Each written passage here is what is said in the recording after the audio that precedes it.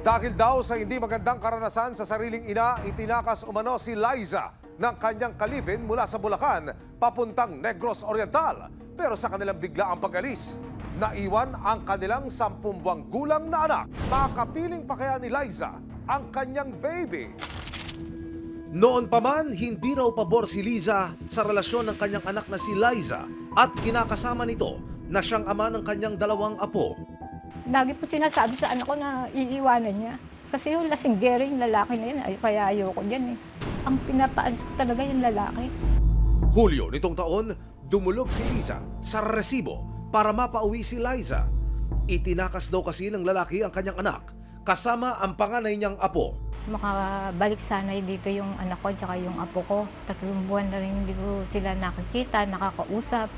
Tuwing gabi nga, kinakabahan ako pa. Baka mamaya may nangyayari doon na hindi ko alam. Ang layo-layo ng pinagdalan. Masakit daw sa loob ni Liza na maging ang kanyang 2 taong gulang na apo isinama sa Tanay City, Negros Oriental. Simula nung baby, ako na nag-alaga na hanggang naging 2 taon. Hindi ko alam kung anong tsura ng bata na yun, kung hindi mo lang pinapakita sa akin kahit video call, hindi. Paniwala pa ni Liza, hindi raw kaya ng kanyang anak na magdesisyon para sa sarili at mag-alaga ng bata. Hindi pa naman sanay dun sa nanay niya kasi ako talagang nag-aalaga dun eh. May pagkaisip bata. May desisyon na hindi niya pinag-iisipan. Naiwan sa pangangalaga ni Liza ang 6 na buwang gulang na bunso ni Liza, kaya panawagan niya sa kanyang anak. Anak, umuwi ka na rito kasi isang anak mo rito nangangailangan din ng kalinga ng isang ina. Inang hindi boto sa relasyon ng kanyang anak at kinakasama nito dumulog sa resibo. Nanawagan si Liza na umuwi na ang anak na si Liza matapos nitong sumama sa nobyo papuntang Negros Oriental nang walang paalam. Para kay Liza, hindi raw kayang alagaan ng gusto ng lalaki ang kanyang anak. Lagi po sinasabi sa anak ko na iiwanan niya. Kasi yung lasinggero yung lalaki na yun, kaya ayoko dyan eh.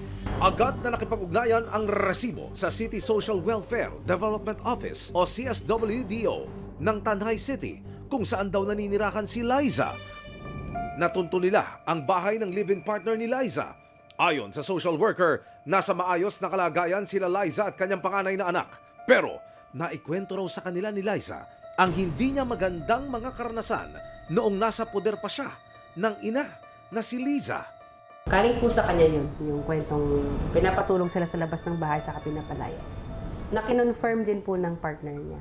Tulad ng nasabi ni Liza tungkol sa kanyang anak, may isang bagay din na napansin ng social workers kay Liza. Nung nagkakwento na siya, parang napansin ko nga din po na parang hindi naman sa hirap. Medyo lang pag may mga data na pag inulit mo siya na na itanong, parang medyo hawig-hawig pero mag-iiba na parang ibang version. Pero hindi raw ibig sabihin na hindi kaya ni Liza na mag-alaga ng kanyang mga anak. Sa initial assessment ko po, capable po siya mag-alaga ng bata. I could confidently say na kayang-kaya nilang i-support. Nang bisitahin ng resibo si Liza, taliwas sa mga paratang ng kanyang ina, ipinaliwanag niyang inaalagaan sila ni JR ng maigi. Binibigay niya naman po yung para sa anak namin eh. Hindi niya po kayang hindi suportahan yung anak namin. Sinusuportahan po niya yung gamot, vitamins. Dagdag pa ni Liza, walang katotohanan na tinakas sila ng kanyang kinakasama. Hindi po kami tinakas talaga ni Daddy. Ano po siya, tinulungan niya po ako kay Mami. Ang totoo po niyan eh. Sinasaktan po kasi ako ni Mami. May mga basa po ako tapos yung binato po ako ng basa ni Mami. Si Daddy po, tinulungan lang po ako. At madalas daw siyang mapagalitan. Parang hindi po kami makaintindihan po sa amin. Dahil daw sa nangyaring pag-aaway nilang mag-ina, kinausap na ni Liza ang kanyang kinakasama. Sabi ko, ang hirap na dito, Pwede ba kung isama mo na ako sa inyo? Sabi po ni Daddy, sige, kung kailan mo gustong kukuha tayo ng ticket. Tanging nais ni Liza, makapiling na raw niya sana ang kanyang bunsong anak. Mami, kung nahihirapan ka na sa anak namin, mas mabuti na lang nakunin na lang daw namin para Hindi ka na mag-iisip sa mga kakailanganin. Hindi po ako makatulog kasi naiisip ko yung bunso ko po, anak. Nang matunto ng resibo ang anak ni Liza sa Negros Oriental, ikinuwento niya na madalas siyang pagalitan at saktan ng ina. Dahilan para sumama sila ng kanyang panganay sa kinakasama. Ang totoo po niyan eh. Sinasaktan po kasi ako ni Mami. May mga basa po ako tapos yung binato po ako ng baso ni Mami. Hindi ko po nasasaktan yan. Hindi ko po hanapin niya kung nasasaktan ko. Ang pinapaalis ko talaga yung lalaki. Ako ang minumura. Ako pa. Inilapit ng resibo ang hinaing ng mga magulang ni Liza sa barangay at sa CSWDO ng Pandi, Bulacan kung saan sila naninirahan. Para marinig ang dalawang panig, nagsagawa ng video conference sa barangay para ipagharap sina Liza at kanyang mga magulang. Pero hindi mapigilan ni Liza ang kanyang mga emosyon nang sabihin ni Liza na hindi siya uuwi sa kanila. Tama po ba ako, ma'am, na hindi ka babalik doon? Oo. Kung pwede po ako yung magpa-facilitate po ng ako na lang po yung kukuha ng bata.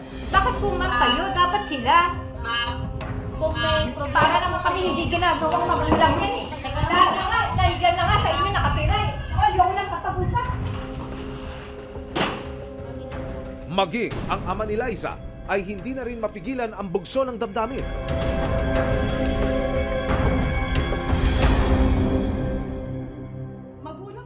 Nang hindi magkasundo ang mag-ina, nagpasya ang mga social worker na pakupain ang dalawang panig at subukan na lang silang ipagharap muli sa susunod na mga linggo. Pero makalipas lang ang isang buwan, nakipag-ugnayan si Liza sa resibo. Nais na raw niyang umuwi sa Bulacan. Gusto ko po sa Bulacan, nagkukulitan kami ng family ko. Sa mama ko, mabait sa akin. Tapos maayos na po yung pamilya namin, hindi na po kami magwawatak-watak. Sa pinakita naman na pagmamahal, suporta at pag-aalaga naman po ng mga magulang ni Ma'am Liza sa mga anak at apo po, napatunayan naman po nila na nasa isang ligtas at siguradong tahanan po si Ma'am Liza. Sa pakikipag-ugnayan ng resibo sa CSWDO ng Tanhay, Negros Oriental, October 10, 2024, nakalipad na pa Maynila si Liza kasama ang kanyang panganay na anak. Gandang hapon po. Welcome po sa GMA Network. Sa muling pagdulog ni Liza at kanyang asawa sa aming tanggapan, wala silang kaalam-alam na makalipas ang 2 buwan na pagtutok ng resibo, makapipiling na nila muli ang kanilang anak at apo. Sir, ma'am, ano po ang gusto niyong mangyari ngayon? Ang gusto namin, mauwi yung mag-ina ko, yung apo ko, at saka yung anak ko. Sa abot to ng aming makakaya dito sa resibo at sa Action Center. Ayun na ho yata ayun na ho yung anak ninyo. Ayun. Mami, ayun na ho si ma'am. Yan ho yung hiling ninyo, di ho ba? Sige ho. Sir, thank you. Ay, hindi ho, hindi. Wala ho. Trabaho lang po. 10 po ng mga kasama ko sa team yan. Thank you, sir, very much.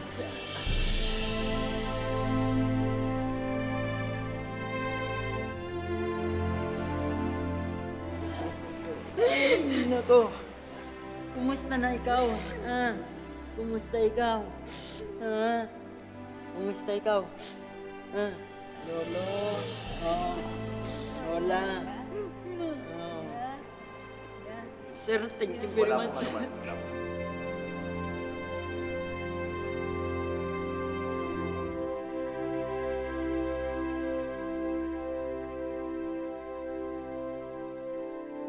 Ilang araw matapos ang pag-uwi ni Liza, minabuti ng resibo na ilapit siya sa isang espesyalista, ayon na rin sa payo ng mga social worker. Sa inisyal na pagsusuri, nakumpirma ang hinala ni Liza na may kondisyon ng kanyang anak. Mayroong intellectual and development disability si Liza. Dahil dito, mas mabuti raw nakaagapay niya ang kanyang mga magulang sa pagpapalaki ng kanyang mga anak. Yung awareness niya ang mataas. Alam niya kung ano ang pinapasok niya, alam niya kung ano ang ginagawa niya, pero kinakailangan i-guide siya. Para sa akin po, okay na kasi nakauwi na yung mag-ina. Ngayon nasa akin na, hindi ko hahayaan na makauwi yung lalaki niyan sa akin. Maraming salamat sa panonood. Mga kapuso, Para masundan ang mga reklamong nasolusyonan ng resibo, mag-subscribe lamang sa GMA Public Affairs YouTube channel